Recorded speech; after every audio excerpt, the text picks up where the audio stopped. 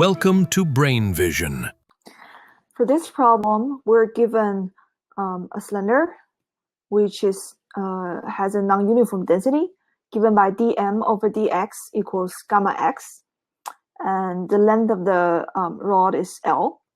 In part A of the problem, we're required to find the total mass, which is simply integration over dm, and we plug in dm equals dx times gamma x.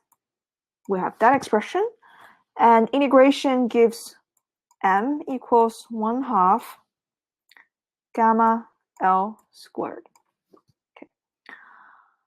For part B of the problem, we want the rotational axis to be at the left end of the rod, and then moment of inertia using equation 9.20 is the integration of the distance squared, where distance is from the point to the rotational axis. In this case, it's simply x. So suppose here's my point. This is x. Integration over x squared dm, and again plug in dm equals dx gamma x, and taking out the integration, we get this equals 1/4 gamma L to the 4th. And plugging in the expression m equals 1/2 gamma L squared, we can rewrite this expression as 1/2 mL squared. That's for part B.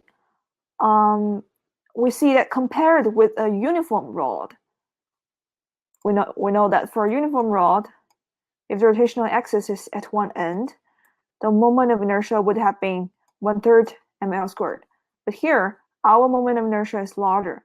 This is because that we're assigning more weights to the parts of the rod that have larger moments of inertia. Because so you see the mass density grows when we move from left to the right, and the lighter parts have larger distance to the rotational axis, so they should contribute more to the moment of inertia.